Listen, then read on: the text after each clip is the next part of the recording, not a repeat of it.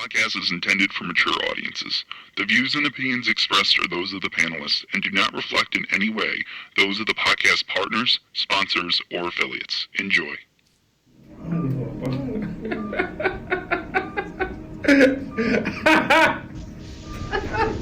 Hi, this is Michael Buffer, and you're listening to the Voice of the People. Let's get ready for Boxing Voice.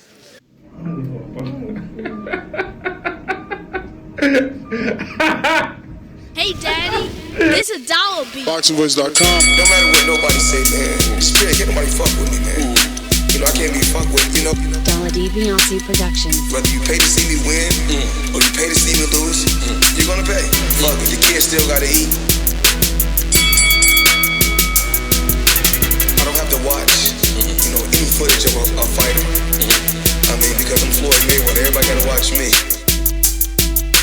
I knew eventually I was gonna have to fight Oscar over. I feel like he was straight up and down, no special effects. BoxingVoice.com. How can Canelo have the biggest deal? Your deal is for $300 million, and I made $350 million just in one fight. And you're fighting on the app. BoxingVoice.com. I'm a king, okay? I eat a feast. Every time I eat a feast. And when I get up from the table, I don't give a fuck who get the leftovers. At the end of the day, follow my green print. Dollar D Beyonce Productions. BoxingVoice.com. Ain't no other sight in the game to see the boxing voice.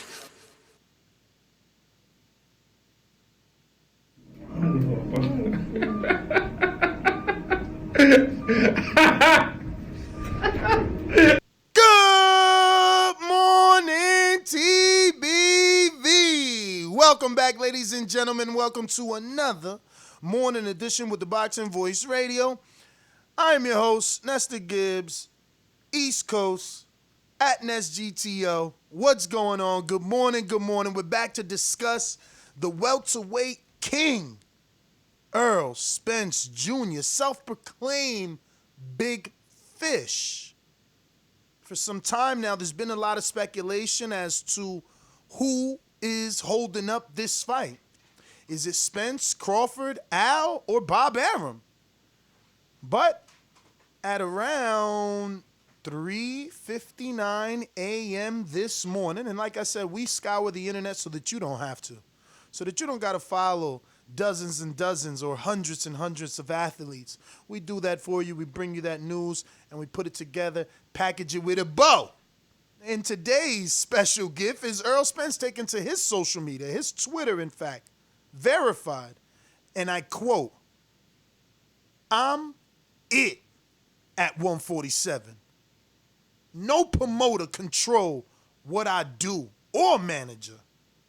Sly face emoji. Shaking hand emoji, like, me and my team, we know what we doing. We know I'm the boss. We agree on what I want to do. That's the shaking the hand emoji. You understand?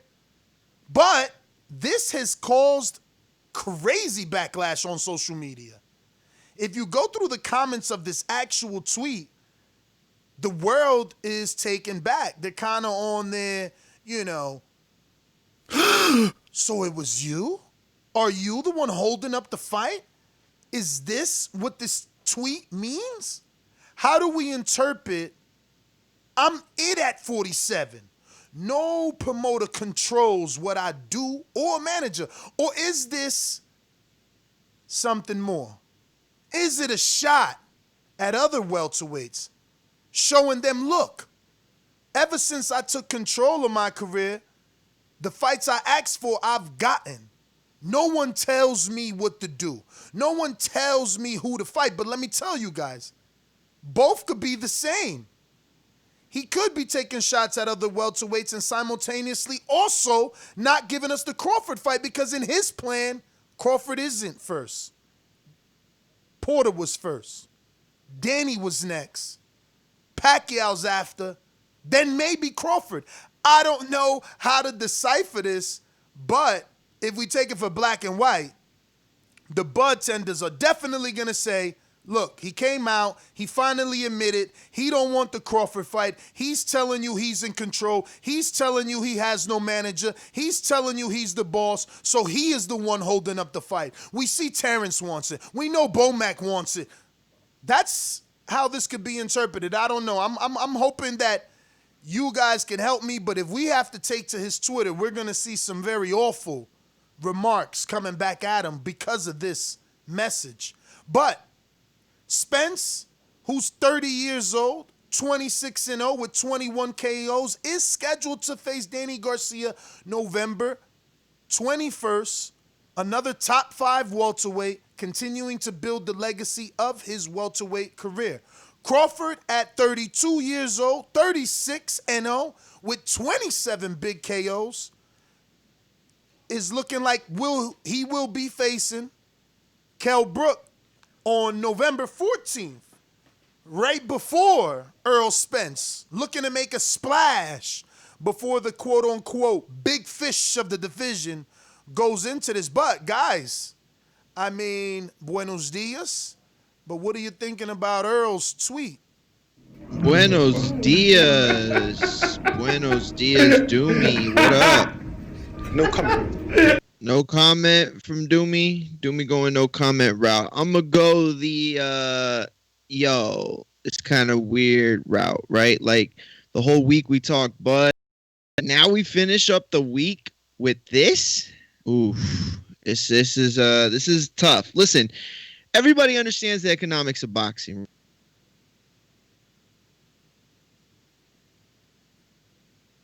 All right. Doomy, you there? We all understand that. Oh, did I drop off? Nah, that was me. But Okay. it looks like we have good. Shango Nation ready. Doomy, what have you been able to figure out? Is he Skype ready? Yeah. Do we just send him the link? Yeah, is he sending us the user? He's Skype ready. I was gonna actually ask if you wanted to send him the link or Send him the link. or Send You know, him tell the him link. to send you his email that he used to create the account or his username. Just use that from now on as like the go-to, because this way we'll find them, and it makes it easier because sometimes they have an issue. But Mario, sorry to interrupt you with the lack of internet there, buddy. But what were you saying? All goody, all goody. All I was really trying to get to was that, while we have understandings for why fights don't happen, that's a separate issue. Then when fighters come out and say things like this, that opens themselves up to unnecessary backlash. I like Errol Spence. I've always been a fan of Errol Spence, despite what Supermex might tell you. That said, I probably a better fan than anybody to tell him that this is a bad move. Don't put any unnecessary heat on yourself by making those claims. When Floyd made those claims, Floyd could back up those claims, and then everybody else had to follow suit. And I'm not saying Earl can't back up those claims. I'm just saying they can't follow suit. We can't sit here and say, oh, well, you're such a big star that any fight you make is worth millions and millions, so then you can make any fight you want. That's not the case. There's not enough money for the Bud Spence fight right now. Why? That's on both of them. So all I'm saying is that opening yourself up to this unnecessary backlash, not a good idea when you got Danny Garcia headed your way. call you heading your way. It's too big of a fight to be getting in this nonsense, Doomy. Too big of a fight. Let's get into the cryptic tweet, right? I'm it at 147. No promoter control what I do or manager. So is that like... So then like make the Bud fight, right? Yeah. Just make the Bud fight, right? That's as simple as Let's that. do it. No, It's easy. It's not as simple as that. And he might be taking a jab, right, at everybody else, and kind of like puffing his chest out. I'm on the top of the mountain. I'm the guy, Nobody like tells me what to do. ego-ish or like troll-ish? Yeah, I mean, you're at 4 a.m. I don't know what time it is in Texas at 4 a.m. So I don't know if he was going for his run or what he was doing, but he was up at 4 a.m, obviously, and you could only imagine what was going through his head at that time. He's getting ready for a fight, so who knows? But if he's in total control, I guess the people are gonna some or many that probably are not as savvy into the whole business side and how things move are gonna say, hey, if you have total control, why are you not calling out Crawford? Why are you not chasing Crawford? And vice versa, right? Because it's not like Crawford's chasing him. So I think that there's just like higher levels of agreement, you know what I'm saying, at the top in the promotion and the negotiation, knowing that fight's got to marinate more. You know, the people want it now. Listen, if you're it, Doomy, then Pacquiao would fight you. If you're it, then you can make Terence Crawford do anything you want.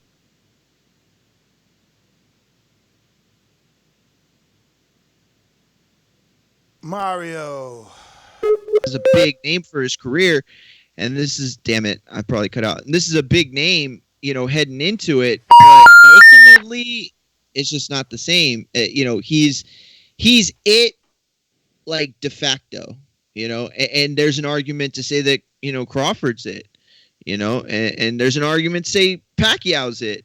So to put himself in these unnecessary...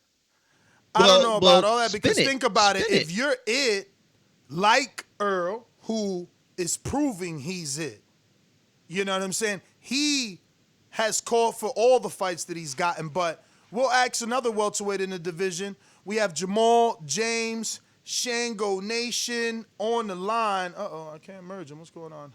You there? Wait, he on Skype? Yeah, or he's on the phone? Yeah, he's added. He's calling, but I wasn't able to add him for whatever. Oh, yeah, because I was just going to say I don't see him. But listen, if you want to say PBC's it, then I'll agree with you on that. But that's different with Spence. Call you different with Spence. KDR says, who's the duck emoji now? Out of Spence's own mouth, interpreting that Spence tweet, hashtag don't want that T-Bud smoke emoji. Laughing my ass, offie. Laughing emoji. Early in the morning, KD comes back. Oh man. KD comes back and says, Crawford haters, you all should have seen it coming after T-Bud said, let's bet. And Spence said he bet 100,000 on himself. And T-Bud said, let's bet $1 million when he confronted Spence face to face. Laughing emoji, laughing emoji. Dang, KD early in the day. I don't know. It's like not letting us at him. I wonder why it's always such an issue with this thing. Man, KD comes back. Why is Spence holding your face a la Home Alone, scared of the little man, pound for pound, hashtag #1 in Crawford, y'all? Ain't Spence a big boy? What happened to strap season, quote unquote? Is T-Bud the exemption? Try and fight T-Bud when he 38 and 40. Old man emoji, question mark, laughing my ass off. Laughing my ass off emoji. Damn, they coming for Spence. Jamal, how are you, man? There we go. Hey, what's up, man? What's going on? Oh, we're good. Look, I don't know what was going on. It wasn't letting me add you, so I had to start a new call with you, and I'm going to have to go ahead and add my co-host back. But, man, first and foremost, I want to thank you, obviously, for taking out the time. Is it Mountain Time over there or Central Time where you're at? Yeah, it's Central Time, so it's just an hour early. All right. Well, shout out to you. Anyway, so it's all good. Beautiful, man. Well, again, thank you again for getting up early and, doing this interview with us. So how are you feeling, man? Obviously, you're coming off a big win over Thomas Delorme. How are you? I'm feeling good, man. Extremely blessed, especially for how times are. I was just happy to be able to get that fight in, man, and be able to come back with that belt, I think, my city definitely needed something positive, so it felt good to get that. Now, we were actually doing a show yesterday, and we ran across the WBA because Urigas is fighting for a version of it. Are you interim or are you the regular? I'm the intern. Okay. Yeah. So, because in Dillian White's case, the interim meant basically the champion, and you have to fight the regular champion. And if for whatever reason he doesn't fight you, they elevate you to full champion, right? Is there a time frame there between you being the interim and when you fight whoever becomes the new regular champion? They definitely probably will put some in the mix early next year, I think. They got so much fights going on and lined up. for the rest of this year, like bigger, big name fights and stuff that they pushing. But to be honest, man, I don't even follow through with all the politics. I just make sure that when I get in there, we show out and we bring back that win, and hopefully, we'll be able to get them bigger belts later and get in there with the ring with some bigger names, Definitely. Well, I mean, there has been some talk, and I want to know, have you heard anything? And obviously, I know you're going to be happy or hopeful of the news, but there is some rumor that you could be that Manny Pacquiao possibility. After that win, all of a sudden, that started to be conversation. Have you heard anything? Were you told before that fight, like if you win, you could be an option, or is just that, just the internet? No, I haven't heard none. We've been talking, just kind of putting it out there a little bit because it just made the most sense to me. He got the super WBA belt, obviously he's a huge name, so I want to go for the top, you know what I mean? I haven't heard about anybody working on it. I trust, deeply in my management, which is Al Heyman and his team, because they've been definitely putting on for me and a lot of other fighters. So whatever they kind of come to us with next, I'm sure I'll probably be down with it, Hey, to get that. Before That I would let be dope. Yo, before I let them go jump ahead. in real Go quick, ahead. obviously Urgas is going to be fighting this week, and that's your lone loss. Can you just talk to us about that? I believe you took that on short notice, or maybe you were coming out of a fight and jumped right into this fight. But give us the details. What exactly happened, or was that just a legitimate loss on your behalf? And credit to Ugas. No, well, for one, I lost, you know what I mean? So I don't want to, even though, I just got off a fight with Omatoso a month before, and then I took it short notice, like the week of the fight, they hit us up. But I don't like to use none of that type of stuff as excuses because, I had the decision. I took the fight.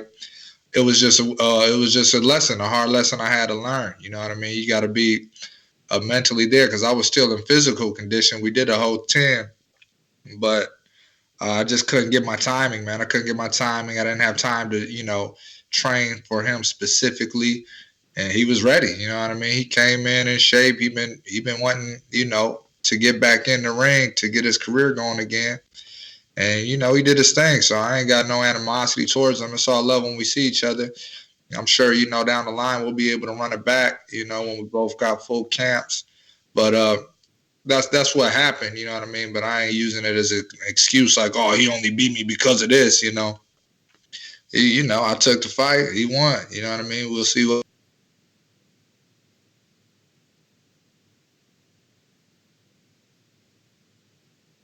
Here, thanks for joining us, man, so early. Listen, I think that the big narrative for the Delorme fight was, where did that come from? That was a different Jamal, it felt like, and not in its whole, because we've seen, displays of brilliance plenty of time, but you gave Delorme little to no chance to win that fight. You were aggressive when you needed to. You backed off when you needed to, which was a big thing to me. You showed maturity. You showed like you had a game plan. You showed adjustments. You showed the makings of a complete fighter, and it felt like a coming out party in a sense. Did you? I mean, talk us through the fight. Did you feel anything different? Was there something different on the line, or just, what do you think attributed to that performance?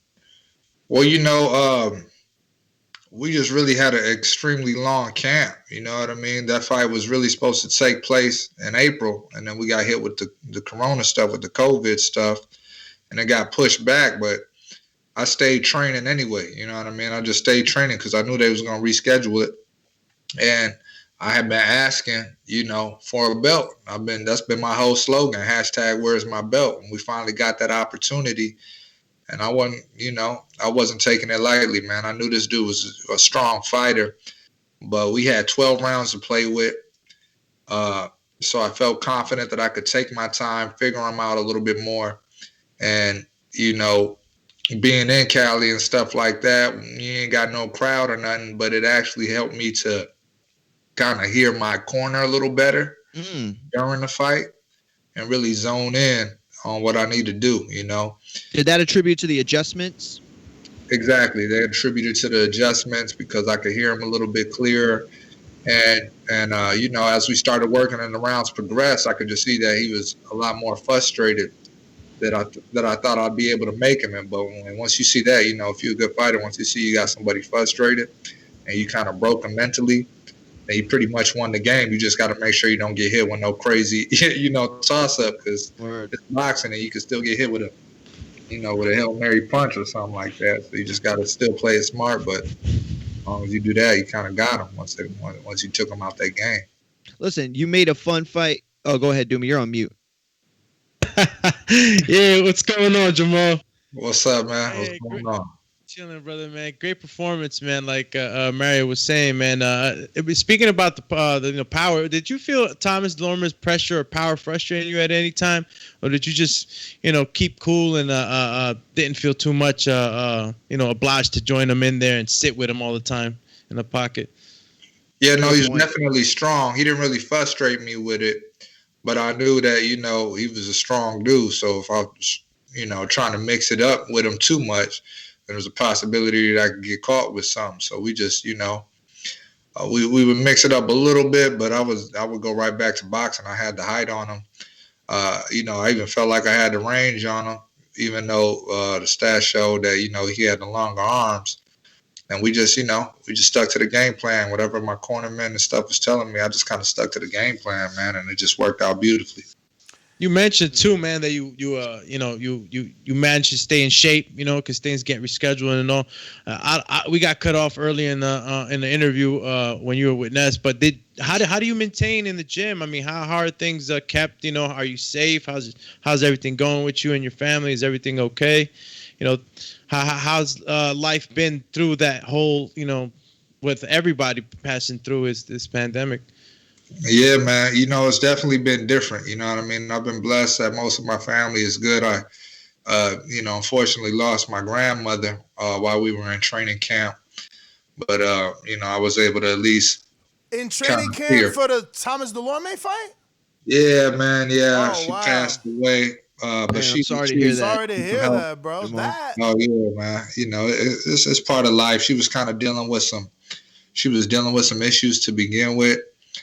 I'm just, grateful that I was able to, at least see her while she was kind of on her, last breath a little bit, and kind of be there to comfort her and stuff. And then, I had to go right back to camp, and just kind of tighten it up, winning for her. I had rest in peace, Grandma Diane on my shorts and stuff. That's what that meant, because my grandma. Oh, I remember seeing. Oh man, now that you say that.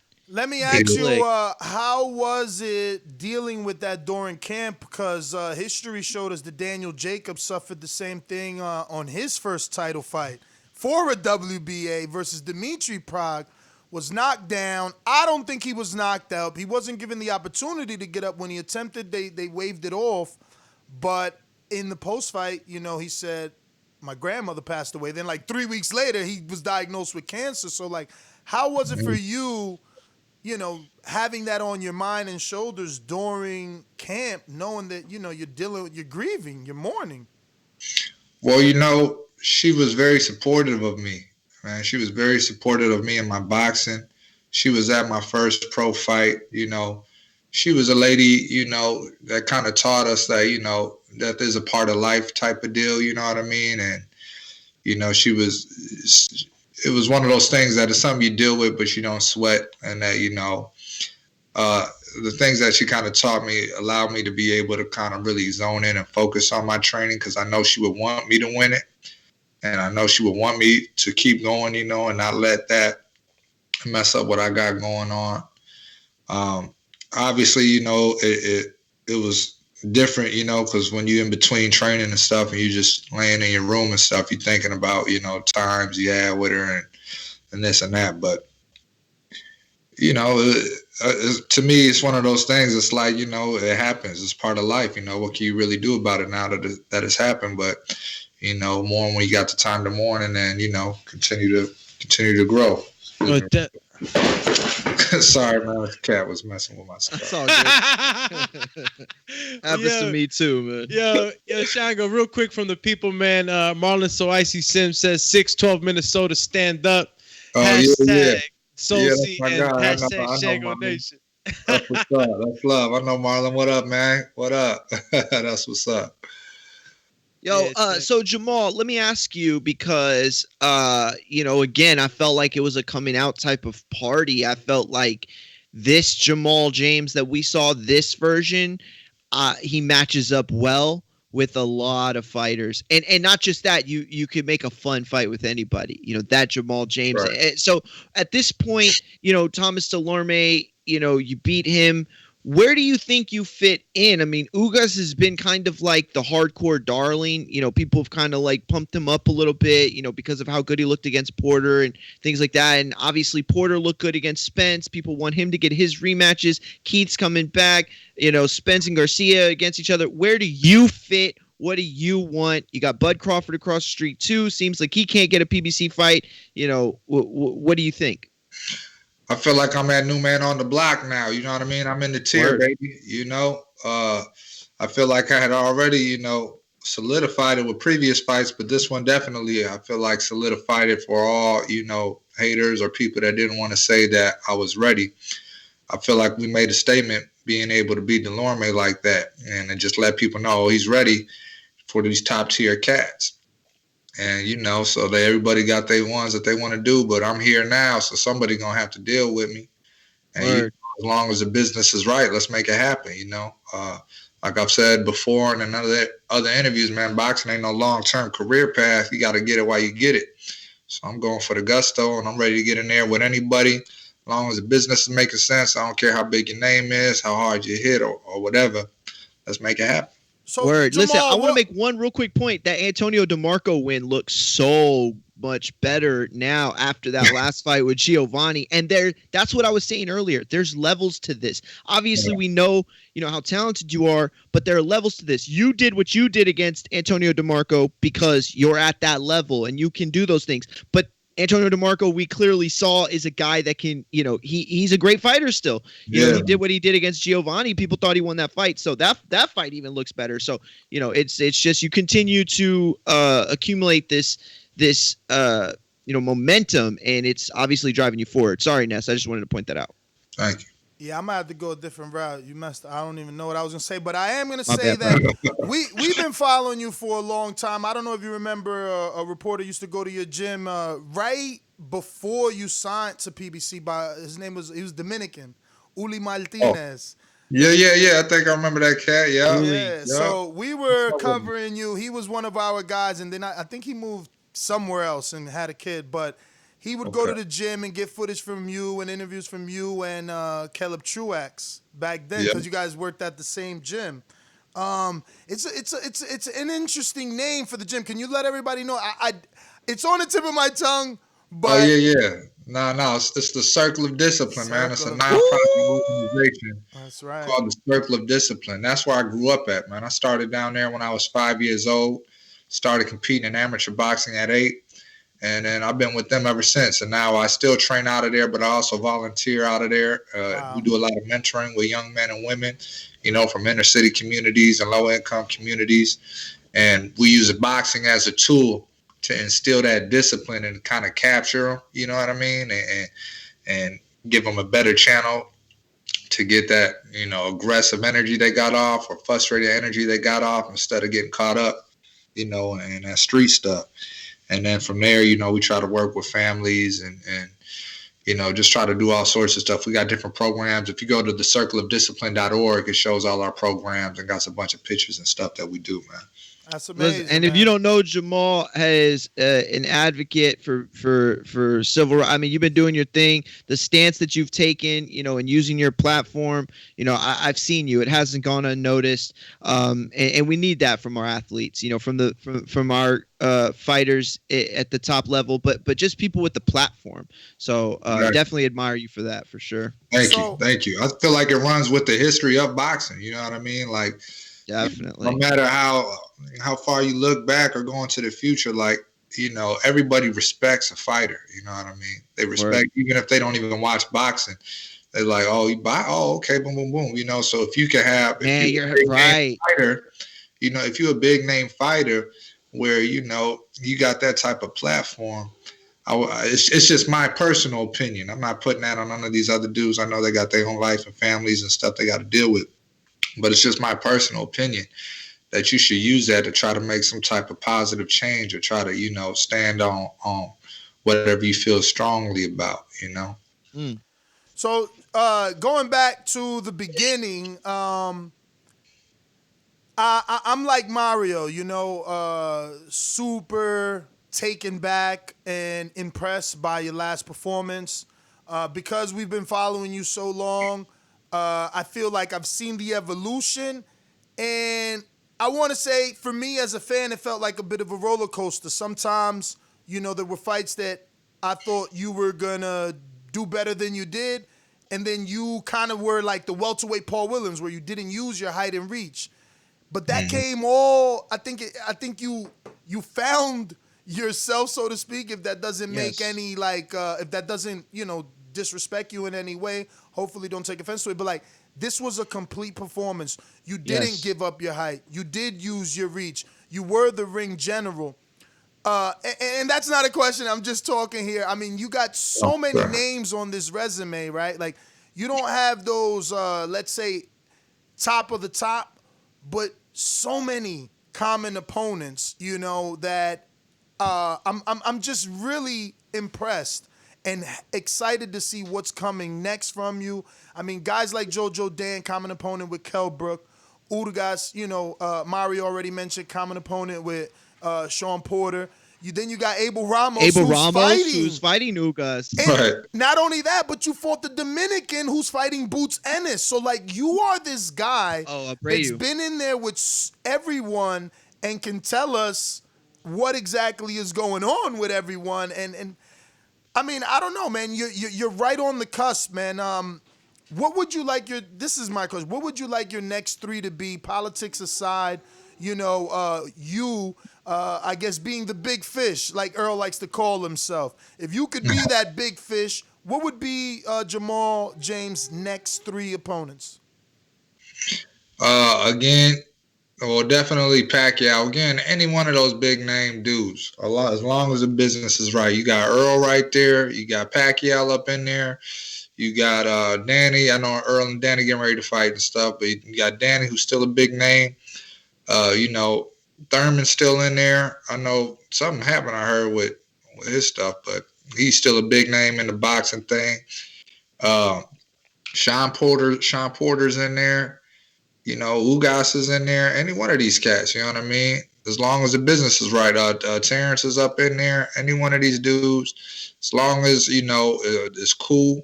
My management says it's cool and we can make that business happen, then let's get it, baby. Let's get it. You know what I mean? I'm not ducking nobody. I ain't trying to be doing this for the next 10 years. I'm trying to get it in where I can fit it in.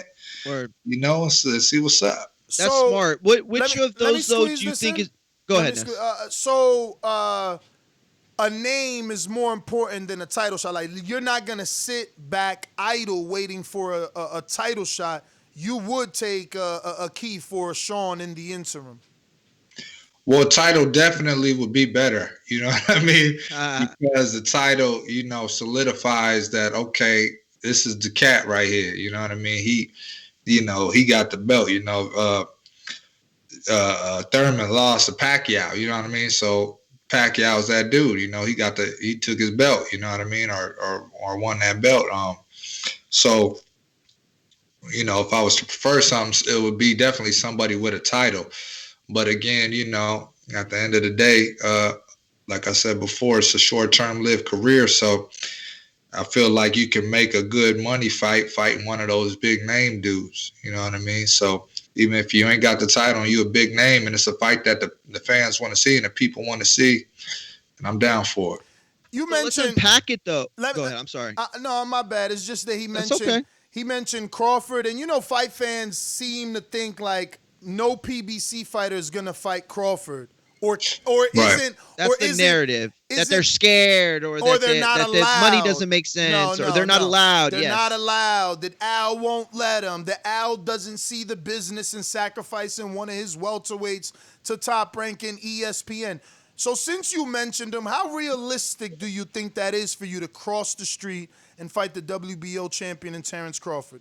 With the narrative being that you're the guy who did it. Like, that's what the first guy from PBC that does it gets that kind of chip on their shoulder. You know what I mean? Yeah. I mean, again, I don't know how realistic it would be. I wouldn't say that, it couldn't happen. But again, it's business and it's politics of business, just like y'all know. You know what I mean? Y'all been following boxing for a long, long time. And we got most of the bigger names over here under the PBC umbrella, unfortunately, or not unfortunately, fortunately. You know what I mean? And so when you get to a high level like this where you fight for, big chips, it's like when you take a fight, the risk got to be worth the reward pretty much. That's how, most of these cats is looking at it. Like, ain't none of these dudes' heart in question to me. When you get to this level, it's like you got heart to fight. Word. You know what I'm saying? You train nonstop. You ain't scared of nobody. But it's like you trying to support your family. You trying to put on for people in your city. And you trying to, get what you can before you bow out if you're a smart fighter, because you're going to have to bow out pretty soon again. And you can't keep doing this, So it's one of those things, you know what I mean? And Champ, I'm cutting you off, and I'm not technically getting in your pockets. I just want your opinion. You keep saying if it makes sense. Top Rank sent Kell Brook a $1.5 million offer. He doesn't have a belt. He's not an interim. He hasn't even fought at welterweight in 3 years, unlike yourself. Is that a decent offer to fight the welterweight WBO champion, considerably pound for pound, Terence Crawford, in your opinion? Well, if you're asking me, I'm asking you. I ain't made that bread yet, so to me it sound good. But again, I don't know what Kel been getting. You know what I mean? Definitely. I ain't in his pocket, so it might sound good to cats that ain't hit that level yet. But to him, he might be like, bro, my last fight I made more than that, or this and that. I don't know. Y'all might know. You know what I'm saying? I don't know what he made in his last fight or nothing. Y'all might know, but if the only way I could see it not making sense, if he hasn't been making bread like that and stuff like that, then it makes sense to me, because the risk is worth the reward. But if he didn't take the fight, then that would be the only reason I would see why. You know what I mean? Because you got something bigger planned or bigger for the future coming up. But I see that. For you like, oh, sign me up. Send that to me. Contact my peoples. That's what you're saying? Because it sounds like you said, well, for me, I ain't never get that, so I would take it. Or did I interpret it wrong? Yeah, for sure. Again, I would talk to Al Heyman, because he might have, these cats, Al is a genius. He got future stuff lined up for. We know that. He really looks out for his fighters, man. Absolutely. You know what I mean? So, I had got offers before my name was as big as this for, when I was signed with him, and I would hit him up like, yeah, so I got an offer, for this dude, doing this. He was like, you know what? You about to be killing it. It don't make sense to me to do that. Boom, boom, boom. Even though, when I first got the offer, I was like, okay, that's a nice little bag of chips, I might be able to use. But he like, I'm telling you, just keep doing your thing. You're going to be making that type of stuff in the night. They talking about trying to do this, and this. You're going to be making double that in the night. And I followed the script, and he was right. You know what I mean? So I got a lot of faith in Al and his team. And if they come to us with an offer, and Al like, you want to take that because that makes sense, and I'm gonna be like, let's take it. You know what I mean? But if he come to me like, I know it might sound like this, but you're gonna be able to do this, this, and this with that, I'm gonna be like, all right, I trust you. Word. Because, well, it's like you said, there's stable. There's welterweights in the stable, and so Exactly. I understand that. We all understand that for sure. It doesn't mean that you don't want the Crawford fight. It's just do other things make sense? So let's go to that and let's unpack that for a second. Then let's talk realistically, because you said, okay, well, these are the three fighters I want. So within that, or even outside of that scope, let's break down, like, who do you think makes the most sense then? And look, I'll explain it like this. Like, if you look at a Pacquiao fight, okay, well, what makes sense about that? He has a version of the WBA. You have a version of the WBA. But then I go to a guy like Keith Thurman. I'm like, ooh, to me, that fight makes pretty decent sense in that Keith is a guy who, has suffered his first loss with Pacquiao, lost his belt. He's on the come up. You're a guy who started with momentum. Good fight to me. I think the styles make sense. So that's a fight that works. And to me, it's realistic because it falls under the PBC and because you kind of need each other, not maybe equally, but close to that. Is that a fight that you think makes the most sense? And if not, what fight do you think makes the most sense out of those core group of PBC guys? No, most definite. You know what I mean? That makes sense. If the business is right, if the chips is right, that makes sense. Again, the chips is right. That makes sense. I didn't look at it's it time like to buy the house or something, Jamal. Like that, but that's real. You know what I mean?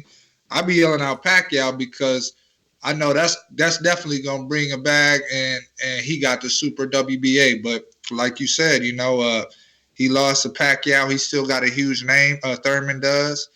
The bread is right. We could definitely make that happen. Go ahead, man. What were you gonna say? I was gonna say, I want to ask you about Errol Spence Jr.'s tweet. I know you don't, stay so focused on social media the way that us bloggers and podcasters do. We need to gather all this information. We follow all of you guys so that we could give it to our audience. And yesterday at 3:49 a.m., very early in the morning, Earl said exactly, and I quote, "I'm it at 147. No promoter control what I do. No promoter controls what I do or manage." And then he put like a sly face emoji and shaking hands emoji, which I interpret as, he obviously runs his business and he and Al are on the same page, and that's why he put the little shaking hands emoji. Do you feel that Errol Spence, I know you are not in his business, and just because you're on that side of the street doesn't mean anything. We just clearly want your opinion as an Al Heyman welterweight. Do you feel that he is in the driver's seat of his own career, making his own decisions, the way kind of I'm interpreting this tweet? You could be interpreting it differently. To be honest, I have no idea what kind of control and what he does. So I don't know if I even feel comfortable kind of speaking on it. You know what I mean? Because I don't know what type of relationship he has with Al, but I'm assuming it's a good one. He signed with him or stuff.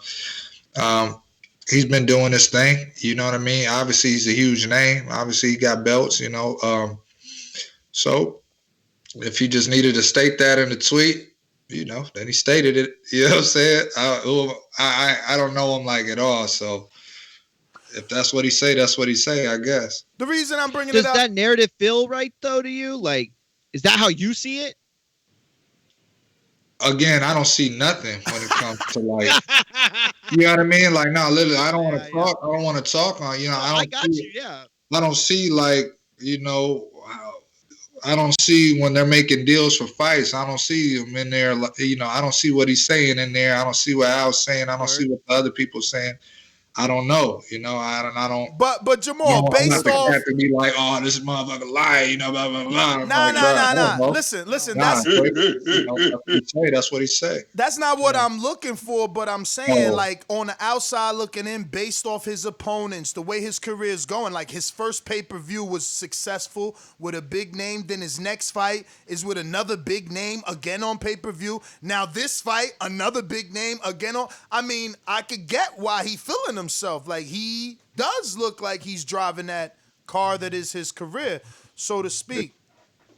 At the same time, he wants Pacquiao. Everybody wants Pacquiao. So you know what I mean? Like, shouldn't it be? Is it not Pacquiao? Like, is it not? But like, that's really, I think, where Ness was going with it. That's kind of how I see it too. How does it? To me, the way I look at it, it's like Pacquiao is still at the top. Got you. Because he still has that huge name. He done fought the Mayweathers, and he's still. He just beat Thurman. You know what I mean? So fully agree. He's still kind of at that top for welterweight. You know what I mean? You got everybody else. I guess the fans can line them up how they want to line them up. Whether you say Earl is right there to be next in line with him, whether you say Sean Porter is there to be next in line, but everybody kind of is like, okay, Pacquiao still got that. He got a whole country behind him. You know what I'm saying? He's running the Philippines. You know what I mean? And he said he only doing like two more fights, and then he running for president and doing his thing. You know, this cat is a huge, you know, not only on the business side, but on, you know, a skill level too. You know, he still got skills in there. He still could fight. You know, he still is a huge draw. So I think most of them cats, you know, if they smart and they're not, you know, they hungry for that, they yelling Pacquiao's name. Just like I am. No, I think that's You know smart. what I'm saying? Right. Jamal, do That's you how I got thought I'm sorry, Mario. No, go ahead, Ness. Do you have a turnaround date in your mind? Not that they told you, but like when you and your team said, look, man, we would like to get in there by X month. Like a range even, you know, from this point to this point. Early next year, I believe we'll probably be right back up in there. Early Like January through March I don't sometime? Yeah, January, March. I don't think I don't think we're gonna be in there for the rest of this year, which is cool though, which is fine with me because, you know, there's a lot of things going on over here that, you know, I'm still training, still focused on my boxing, but there's a lot of other stuff going on in my city and stuff that I'm trying to, in my organization that I want to focus on a little bit, you know, and family. Tell us Now, about hold on. I'm a little worried though. As a fan of you, you know, man, you're 6'2", champ. If you're gonna take the rest of the year off, can you maintain that 147 frame? Oh, baby, come on, man. I weighed in at 45.8, man. I'm a freak of nature, man. Yeah, but you've been doing it. You've been doing it from the like beginning. 55 at the most, man. You know, I got fast metabolism. I got a really fast, thank God, because I can't stand being hungry. You know what I'm saying? I'm already tall and skinny. You know what I'm saying? So, 47 is easy to make for me, man. Beautiful. You're going to be there for the long haul? I feel so, you know, once we get up there and God willing, we keep doing our thing, we get some bigger names and more belts, you know, if they talk about, you know, stepping up and fighting somebody at a higher level, we can definitely talk about it in the future, but I hold 47 so easy. Got it. That it's kind of like, that's kind of my lane, you know what I mean? Good to hear. That's good to hear. Go ahead, Doomy. I'm sorry. No, I was just going to ask Jamal if you could just tell us a little bit more about his organization and the work that he's doing in the city. I'm pretty sure a lot of people would like to know about that. Yeah, man, you know, stuff is still burnt up over here, man. There's a lot of rebuilding we got to do. You know, the circle where I train and stuff, you know, is still closed. So we're talking about reopening that, but we got to do it extremely careful and correctly because we work with a lot of young men and women as well as elders because the gym is open to anybody want to come, but we don't want to get nobody sick, you know, and so we're figuring that out.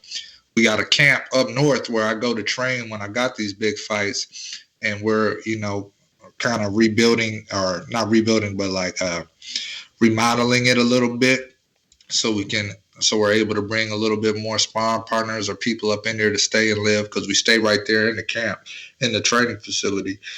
So we doing that, you know, and then on top of that, you know, just personal stuff. You know, I got engaged. I got a wedding to go ahead and get in there with, you know, and lock that in. And so I think obviously if they call, I'm still training. You know, I still got to stay in shape. You know, I just tone it down, obviously, so I ain't got to be killing myself every day, but I stay in shape. So if they do hit me up, talking about, you know, maybe one more, you know, before the year end, you know, we can definitely talk about it, and I'm not turning it away type of deal, but I think early next year would make the most sense just for my life, you know, and other things I got going on outside of boxing, still related, but kind of outside of boxing, you know what I mean? You know, but I admire that so much for you to use your time like that and your platforms. Just super commendable. Congratulations on the engagement. Yes. Ed, congratulations. Yeah. Yo, just don't turn into Thurman. You know, the internet got mad at Thurman, boy. Thurman announced his engagement. Everybody got mad because we ain't seen him in 2 years, man. Nah, I've been with this lady for years, man. We already, you know, we've been since my last at least 5-6 fights. We've been together. So this is just kind of making it official. But it ain't like I travel somewhere, mess with some chick like, oh, guess what, guys? This is what it is. This is what it is, and then come back like, oh damn, the man caught in the sauce. He ain't taking no, I don't know. Again, I don't know him like that. So let me. Yo, let me ask you, man. I don't know if it's just me because I feel like y'all favor each other, and it might just be the hair. But have you ever envisioned that fight with you and Thurman because of that? Because it's like he got the long hair, he talks brash, he's a welterweight, the braids. I don't know. Long hair. Yeah, that's just you, I think. Is it just me? Never thought of that. All the long hair cats got to fight to see who can keep their hair. Loser got to shave their head in the ring. No. Nah, man, I ain't thought about that. I envision fighting Cat because he got that name. He's nice. But not because of no hairs. Realistically, I think it's a good fight. So let me ask you. You said if they call you, you'll think about coming back. Obviously, it's going to depend on the financial, sense of it. But would you look backwards if they offered you names that you perceive are behind you, like a Josecito Lopez? Would you still consider that because he fought Thurman and that's kind of where you want to go, the Thurman route? A Jaron Ennis who's kind of behind you and needs your name, you fought all the guys that he hasn't fought? Or are you only looking at the top 5 and above now because, that's who is basically running the division? So, again, if the risk is worth the reward, you know what I mean? If the bread makes sense and they like, you can do this, boom.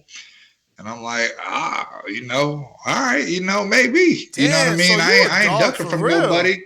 I ain't ducking from nobody. But it makes more sense to me and where I'm trying to go in my career to only look at the top. Like them guys is looking at me because they want my spot so they can surpass me and get to the top. Definitely. I'm looking at the cats at the top because I'm trying to take their spot, and get to the top. That's how the pyramid works. You know what I mean? So. But I love the way that you answered it, though. If they send you the right offer for Boots or Josecito, you'll jump. You a dog, man. Listen, that's where I think really it goes to next. Like Boots to me doesn't make a lot of sense for you, right? But a guy like Virgil Ortiz, who in theory doesn't make a lot of sense. He would be looking behind. You've done more than Virgil's done to this point. That said, though, he's got a Mexican following. You beat a guy like that. There's a ton of clout's a bad word, but that residual that you get from that fandom. Everybody knows you now. You beat Virgil's fans see you as a guy now. They recognize you as a top fighter. Would a fight like that interest you? Again, if the money is right, like based on the fact that I guess you look at it two ways: like the money, and then you got the clout. I'll put it like this. If the money's right, then whatever fight will interest me. It doesn't matter how. You know what I'm saying? Like I'm not. I trust again though. Like for the long run too. You know what I mean? Like I trust my manager. I trust Al Heyman. So if he even though it seemed nice now, like if you do this over here and this, then you gonna be way up here. I trust him on that. So I don't like. I'm not just going for the diamond shining in front of my face, dangling from my face. I want to look at the overall picture on certain things, but if it makes sense all around, then let's make it happen. I'm not scared. I'm not trying to duck or dodge nobody. It's a business. You know what I mean? This is a business. So you got to take care of the business first before you just be trying to jump in there at this level, before you just trying to jump in there with anybody just to be fighting. You know what I mean? Yeah. No, and I appreciate you saying what you're saying too, because like a lot of time, like we never hear your version of the story, like or fighters like you say, oh well, Al did this for me. He told me don't take this bag, and it worked out really well. Like so many people go to the Peter Quillen, right? That story, like they were offering him X amount to fight Korborov at HBO and this, and it's like he turned it down. He's a duck. Like Al made a terrible move. Like you always hear that story, right? But how many more times has Al said, turn that, let's not go for that. Oh, that's a lot of money. Oh, that's a really good upside. Oh, that's pay-per-view, but we got plans, and that plan worked out, and it ended up making more. You know what I'm saying? So I'm glad that you're telling us the way you're telling. And yeah, and you don't have to be specific about any one deal or any, but the facts are that it does happen, and I know it happens. The co-hosts know it happens, but a lot of fans don't. This is business. You know what I mean? So sometimes making cats wait for them bigger fights means it's gonna be better business. You know what I mean? Like cats want to see this fight right now so bad. Nah. Yeah. Just wait a minute. Beat this dude. He gonna beat this dude. He gonna beat this dude. Then it's like a super fight. Now y'all fight. Now y'all would have been after that fight ends. Both of y'all are gonna be in a way better position financially, and even in your career than you would have if you would have took it right away. Because that would have been a nice little bag, but it wouldn't have been as nice as this bag up here, when you waited and did it like that. It's chess. You know what I mean? So you got to play it correct. So Jamal, what's the I guess the history behind Shango? Because I'm pretty sure many get it confused with the Django, right? Like I always thought of Papa Shango. That's the god of thunder, champ. That's right. So I actually got the name from my grandfather, who's from Trinidad and Tobago. And when he moved up to the Midwest, to Minnesota, he started a calypso band called Shangoya. And, originally, he had passed away some years back. So just to kind of keep that name alive and, connected to that kind of history, I took the name Shango. And then because I also looked up where he got Shangoya from, and he got it from Shango. And Shango is the African god of lightning, thunder, fire, dance, and all this stuff. You know what I mean? Almost like an African Thor. And to me, it just fit perfect with what I try to bring when I step into the ring. And it's different. You know what I mean? It's not like, not to knock anybody else's names or nothing, but, a lot of cats got the babyface assassin, or they got the, the knockout kid, or the, something like that. Like Shango is a different, it's more unique, and I'm glad I chose it, because almost every interview I do, they're like, where you get that name? Where you get that name? You know what I mean? So it really resonated with me personally, and just all around of what it meant and stuff like that. You know what I mean? Word. So that's where I got that name from.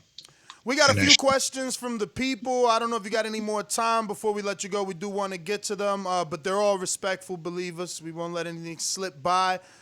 All right. Victor Banuelos says, Canelo Alvarez versus Terence Crawford. Who wins and how, champ? Oh, that'd be a good fight. I think Canelo would probably be. I think he's gonna have the power for Terence. Terence is slick, but Canelo is actually pretty slick himself, man. I think he's a different kind of slick. I guess I would lean slightly more towards Canelo. I would have to say, not to say that Terence couldn't win, but me personally just leaning a little bit more towards Canelo. Yeah, no, I think nobody would blame me for that. James Valdez in San Antonio up next says, first of all, thanks for coming on. What? George Foster, you skipped. Do you think Ugas has the ability to beat a welterweight champion? That's George Foster in the UK. Does Ugas have the ability to beat a welterweight champion? Yes. Yeah, I mean, these cats, they all got ability. At this level, come down to willpower, really. Y'all got skills. It comes down to will, comes down who's going to be able to maintain their game plan the best, and bring something that the other guy couldn't see, or be prepared for. But they are, all these cats, he got the ability to beat one of them cats. Yeah. Next one's coming in from who? James Valdez. Oh, okay. See, Ness, it look at the picture I sent you. It's all weird on my end. Okay, I just want to make sure James was next. Okay, James Valdez from San Antonio says, first of all, thanks for coming on the show with us boxing fans. Man, your last fight was great. You put on a superb performance. Salute to you, champ. My question is, do you care for the rematch with Ugas, or have you moved on from that one loss? You kind of answered that a little bit, but maybe if you want to elaborate just a bit. Yeah, I'm down for a rematch. Like I said, like I continue to say, just got to make some business sense, but I'm definitely down for a rematch. There's no animosity between that L. Like I said, I took that as a good lesson, and it taught me, and it allowed me to mature in my career and grow. And now I know how to, approach every fight. You can't be thinking you got the juice just because you've been on a winning streak and stuff like that. You got to make sure you're fully prepared.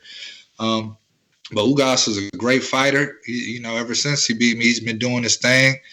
So yeah, if it makes sense, I'm down for a rematch for sure.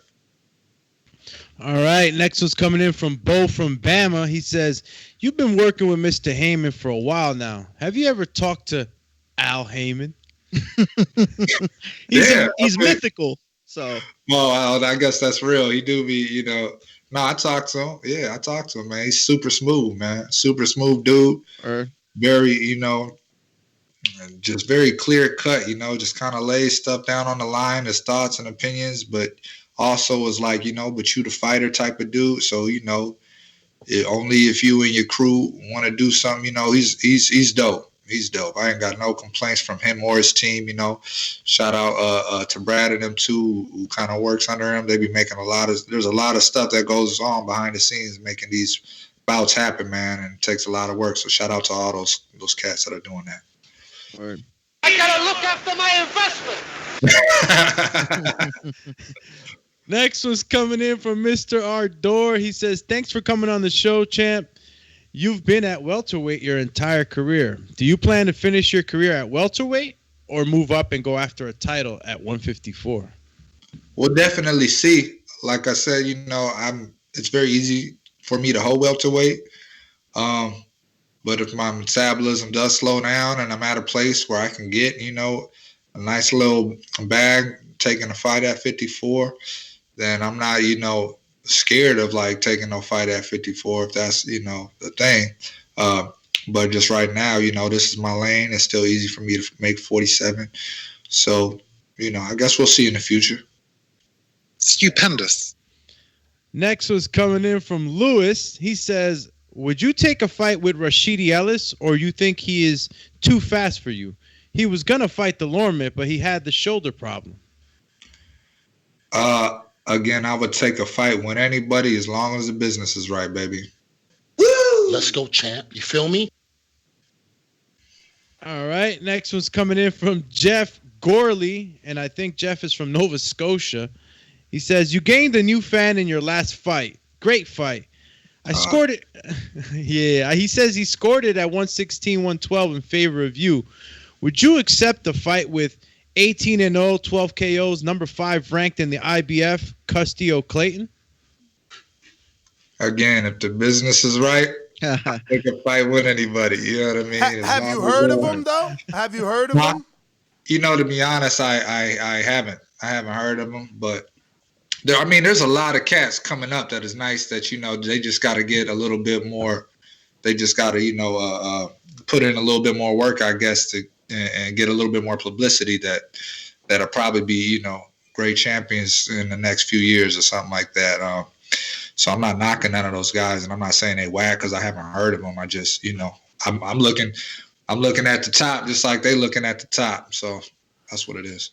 Definitely. And just for context for any casual listeners, he's not supposed to know him. There's 2,219 registered welterweights. Jeez. Right. That's one of the biggest. It's one of the biggest weight classes. I'm not trying to. It's bigger than the heavyweight division. Yeah. It's way deeper than the heavyweight division in terms of active fighters and even in terms of like top level, right? Like, well, actually, I guess. Right. I guess welterweight and heavyweight probably top 10 are pretty even there. You guys got a lot of good names in that top 10. Any more, or is that it? I think there's one more because you guys. Yes, George. There's one from two Georges. No, the last George. The last George is Fort Worth. That's the last question. All right. You got George from Dallas Fort Worth, Jamal. He says, "Many people consider Virgil Ortiz a future star. Would you consider fighting Virgil Ortiz in Texas?" If the money's right. Let's go, yeah, Jet. pretty much. You know what I mean?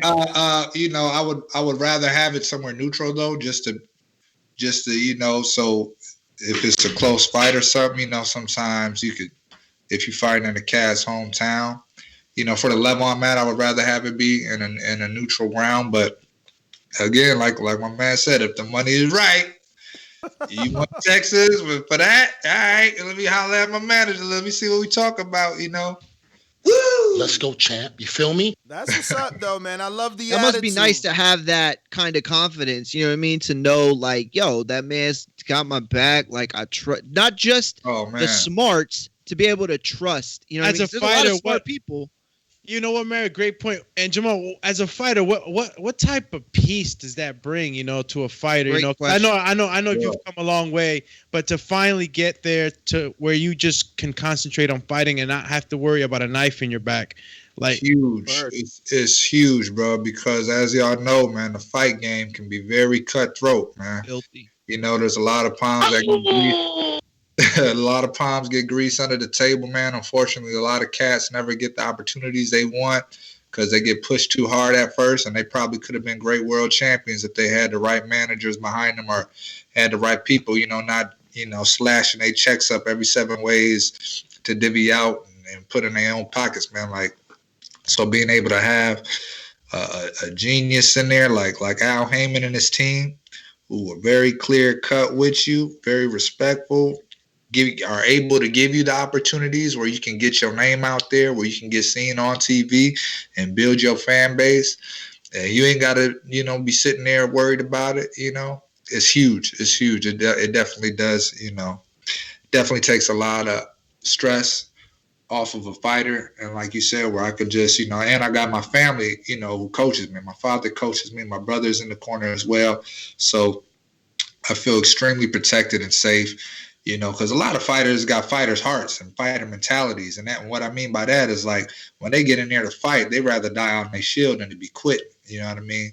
But that can be bad sometimes, because if you just really taking shots, a lot of times you don't realize the damage it's doing to you until the next day when that adrenaline wears off. You know what I mean? And then you're like, oh, man, this cat, you know what I mean? And you really feel it. And it can really do damage to cats, where if you got people in your corner that you can trust, I know that if I was, God forbid I was in a tough fight like that and I'm fighting my heart out, but I'm, taking shots, I'm not going to be the one to quit. Like, in my mind, you got to knock me out. If you're going to beat me, you got to knock me out. Where I know my corner, if they thought I was taking too much damage, they would just call the fight. You know what I mean? And I'm not afraid to fight nobody and have that confidence, because I'm not afraid to take a risk. I'm not afraid of losing, and I don't go in there on the sole focus just to win. My main focus every time I get in that ring is to perform to the best of my capability, listen to my corner 100% if possible, and make sure that I leave everything in that ring. You know what I mean? Because at the end of the day, when you fight like that, 99.9 times you're gonna go home with a victory anyway. But even if you did take an L after that, at least the fight fans seeing how hard you went in, and they'll still want to see you see you fight again if you went in there hard like that. And it's just been working for me to do it like that. That's why I say, if the business is right, I ain't scared to get in there with nobody, because I ain't scared of no loss. You know what I mean? I just want to get it in. I want to get a nice secure bag for me and my family, and I want to get these fight fans the show that they deserve to keep, boxing the big sport. Absolutely. Jamal, man, that's all our questions. We want to thank you for your time. We do want to ask you before you go, I guess it's a two-parter, right? Like, who do you think is holding up the Errol Spence versus Terence Crawford fight? Is it Earl? Is it Crawford? Who's holding it up? I just don't know, man. I don't know. I don't think it's Earl. I don't think it's Terence Crawford either. I think they just, I don't know what I know how Heyman looks after his fighters, and I know what he wants for his fighters. I'll put it like that. I don't know Bob Arum or none of them, and I'm not, knocking none of them, but I don't know what's going on with that. I think it might just be an issue like that. You know what I mean? Where they just, each fighter might want a better business, or something like that. So who wins? That's the biggest question, the $1 million question. Who wins? Who's better? Because you got the world split. Everyone thinks Bud is pound for pound, but then they call Earl the big fish. So who's gonna be on top in that fight, in your opinion? Man, it'll be a good fight, baby. I don't know. I was hoping you came in with that confidence, like, man, Shango on top of both of them. I mean, come on. Oh, yeah, if I'm in there, you know what's up. You know what I'm saying? If I'm in there, I guess, yeah, you're right. Let me take your ass, baby. Forgive me. Forgive me. I can't believe I let that slide. Nah, man. Listen, champ, I want to thank you, man, I for ain't had my coffee yet. You try to sneak me, bruh. Nah, it's all good. I want to thank you for coming on so early. I want to thank you for coming on so early, man. We appreciate it. I know you're on Central Time over there, so you really showed the fans some love by coming on, answering their questions, answering ours. We appreciate it. Any social media, please give it out for anybody crazy enough not to be following you. Perfect. Please follow me on at Shango Nation on all of the social media sites: Facebook, IG, the TikTok, the Twitters, all that good stuff. Shango Nation. And you can go to shangonation.com. I'm currently kind of revitalizing my website, but I'll put all the up-and-coming info, and I'm getting ready to get some more hats and hoodies done up. So if anybody wants some merch, it'll be on there. And please check out circleofdiscipline.org too. If you want to get involved or you just want to figure out a way you could donate to help, that cause out is very well appreciated. And I want to thank all y'all supporters out there, all the fans, all the supporters. Thank you guys for having me, man, and keeping, this traditional sport of boxing alive and thriving. Well, thank you, champ, man. Can't wait to get you back on. Obviously, wishing you nothing but the best, and see you next time. Yes, sir. Thanks, y'all, man. Y'all have a blessed one. There you have it, ladies and gentlemen. Interim champion in the WBA sanctioning rankings, Jamal Shango James. So, back to the topic at hand. I guess final thoughts are, look, I said it many, many months ago, or as the movies say, many, many moons ago. Earl is in control, and he is, like CYP said, securing the bag, right? Like, he's going to get all the fights on his side, because on his side, those fights are financially lucrative. He's been on 3 pay-per-views in a row. I don't understand anyone telling him not to follow whatever advice he's getting when he's positioned himself without having to be undisputed, without having the ESPN machine behind him to be the number 1 welterweight. He is the big fish. You can't be the big fish because your fans think you're better if you aren't drawing, if you aren't a pay-per-view star, if the world doesn't think that you're the number 1 welterweight, and let alone if the world thinks that there is another welterweight out there. So, neither one of them truly have stake or claim at the number 1. Do they have arguments? Yeah, of course. Crawford was undisputed, moved up, and became a champion, and is perceived to be avoided. Earl has the same argument. He's been at welterweight, steamrolling all the top names and doing it in, impressive fashion on pay-per-view. Following in the footsteps of a Floyd Mayweather Jr. Not even Floyd did 3 consecutive pay-per-views when he first started. He took a fight, I believe, with Sean Bay Mitchell or someone in between one of his pay-per-views after the Gotti. Like, after Gotti pay-per-view, he didn't go straight on pay-per-view the way that Earl did versus Sean, let alone now, again, straight into another pay-per-view with Pacquiao. Like, with Danny. We're seeing something new here with Earl and from Al and PBC. If you go to Oscar, right, Supermex is out there, and Mario, I think you're a big fan of Oscar. Even he had guys like Stevie Forbes in between. It wasn't pay-per-view. I don't remember the dude that he robbed. What was his name? The European dude that everybody thought he lost to. He robbed. Remember? I don't remember that being pay-per-view. Oh, it was Felix Sturm. Felix Sturm. I don't remember that being pay-per-view. I think I could be wrong. Was pay-per-view. I could be if wrong. I'm thinking about it right now, I think it was pay-per-view. I believe that fight was in Germany, bro. I could be wrong. I'm going to Google it, man.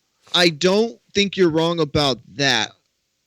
I don't know if it was Germany. Let me check. You know what? I'm going to stop saying I think, because now I know it was in Germany. It was? Because I looked it up. It was. Okay. And it was HBO pay-per-view, which I thought it was. You already found that? So, I'm sorry. You cut off. You already found the answer to the pay-per-view too? Yes. Yeah. It was HBO pay-per-view. Oh, no. In It the says US. Felix Sturm took place in Vegas, Mario. You Oh, wildin'. my bad. The media company was in Germany. You I'm sorry. wildin', you I was wildin'. looking at the media. It said Germany. Yeah, you're right. MGM I Grand was Las gonna Vegas. say, I'm how tripping. the hell Oscar get him in his own country? But anyway, those are my Yeah, final no. thoughts. If you guys got any, you can get to that, Yo, and then we'll take it out. real quick, let me just let you know that listen to this the undercard they had. Jose Luis Castillo fought Juan Lascano, who, if you remember him, he's been in the ring with a couple guys. Bernard Hopkins fought Robert Allen, not a terrible fight. I don't know. Kingsley Aikiki fought Alfredo Cuevas, and then Rambuck fought Raynar. Raynar was undefeated. Both of them were actually undefeated at the time. But Raynar is no longer undefeated. Super chatties coming in hardcore. We got KD in the Dominican Republic says, "Who's the duck emoji now?" Question mark, question mark. Out of Spence's own mouth, interpreting that Spence tweet, hashtag don't want that T-Bud smoke emoji, laughing my ass off, and laughing my ass off emoji. Then we got Sarcastic Sarcasm says, nope, that was yesterday's.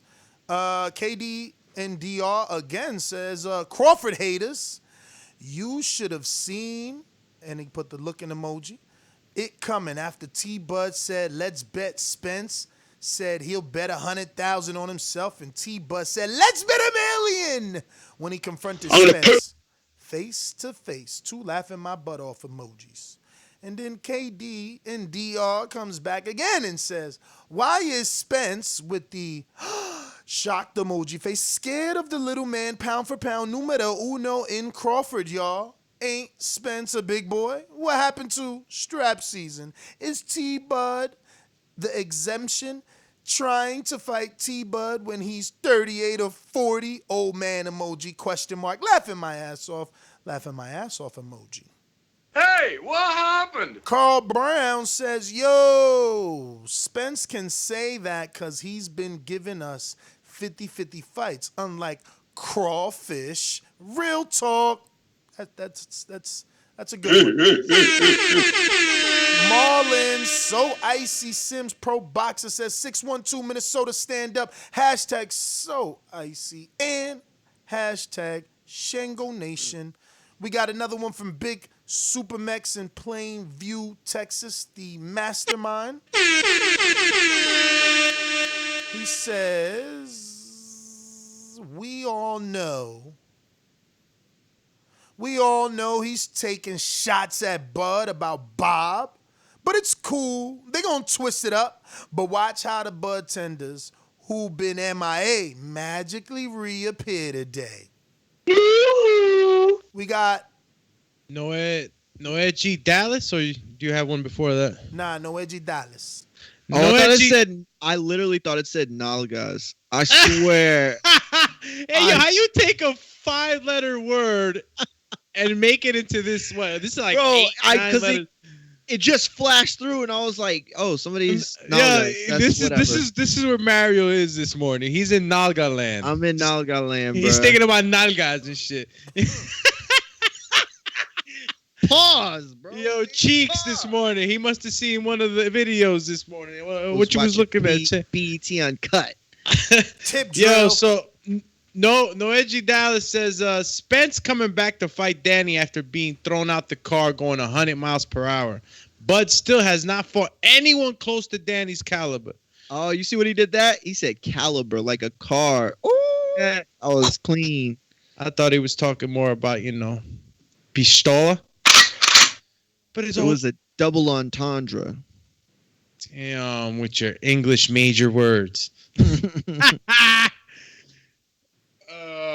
Yeah. No, we got another one, right? Did y'all refresh? It was one more came in, or did you get that? I don't got anything else after Noel. That ain't Noel. It ain't Noel without a G. I mean, without an L, but I said Noe. Noe G. That's his name. Noe G. Noe G in the place to be. What you trying to say? All right, we going out to the callers. Oh, wait. But before... one more. Go ahead. It is Mr. Jarrett Lloyd on the morning. Never letting us down. Jarrett Lloyd says, I hear that Bud will be entering the ring in a garbage truck in his next bout. Bumlord Crawford, a.k.a. the Trash Wizard, is putting a spell on you tenders. The Nebraskan hillbilly plays you tenders like he plays his banjo. Trash Wizard? That's hilarious, bro. Yo, mister. Call him a trash wizard. Trash Wizard. That is hilarious, bro. I didn't roll over and have them tickle my tummy. I love that term. It's a beautiful term. It's just funny because it's like you don't really have to think about it. It just sounds hilarious. You know what I mean? I don't know. Well, that was a good one, Intrigue. I mean, Jarrett Lloyd. Oh, the double up burner. The burner account from Intrigue. So we're going to go out to the callers. You know the number to call in is 1-425-569-5241. Press 1. One time to voice your opinion right here on the Voice of the People hotline. Don't forget you could also add Nestor Gibbs on Skype to be part of the conversation. Yeah. I wonder if Brandon calls in. He's been missing ever since the bad Bud shows. This is a good Bud show, Brandon. It's a good Bud show here, you know what I mean? Maybe. I seen Brandon. He's been here. What are you talking about? Yeah, been in the chat, not on the call. Bro, why are you trying to play my man Scary. out? He's so you scary, hear him? scary. You hear him? He's trying to get his guy elected as caller of the year by bashing my guy. Yo, you just a regular Sherry. politician. Scary Sherry, how could you be call of the year if you're avoiding your topics? Like Because Bud he's is your smart guy. know to know They when can't win. to get it in. He's smart and enough when. to know he can't win. Well, guess what? With That makes him lies. undefeated. You take every fight you could take, and that's why you like 50% on debates. Listen, You've seen him, you know how strong he is. you heard what Canelo said. I'm 50% You can't win! because I'm going in there with 50-50 fights, unlike some people that we might be talking about. 50. Bro, you ain't ready for Brandon. You ain't ready for Brandon. I mean, I'm here. He ain't never here. So, you know, I guess you know how the rest of that verse goes. I said that. Where the A side? Where the A side? These calls are brought to you by El Camino Electrical Services, experts in electric vehicle charging stations. For consultations and turnkey installation, visit us at elcaminoelectricalservices.com. Remember to rate us 5 stars on iTunes. Subscribe to youtube.com/theboxingvoice for the latest and greatest interviews with your favorite fighters. All right, ladies and gentlemen who are just tuning in or who were too busy arguing in the chat, we are discussing Errol Spence stopping the Crawford fight. And I quote, I'm it at 147. No promoter controls what I do or manage. Or manage. No, he put manager. Or manager, I meant. That's And what I said. then he put the sly emoji like, psst, like, psst. And then the shaking hands like, yo, me and Al, we agree. We partners. He ain't my boss. I ain't his boss. That's why the shaking hands. That's my interpretation. Now I want to hear yours.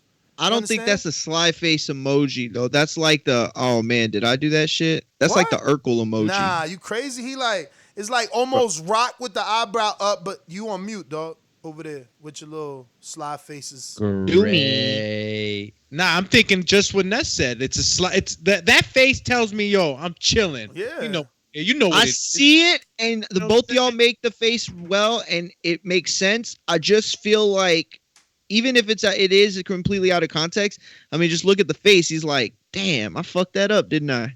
So we're become hieroglyphic deciphers right now. Where does this? Somebody got to get this dude's Texas,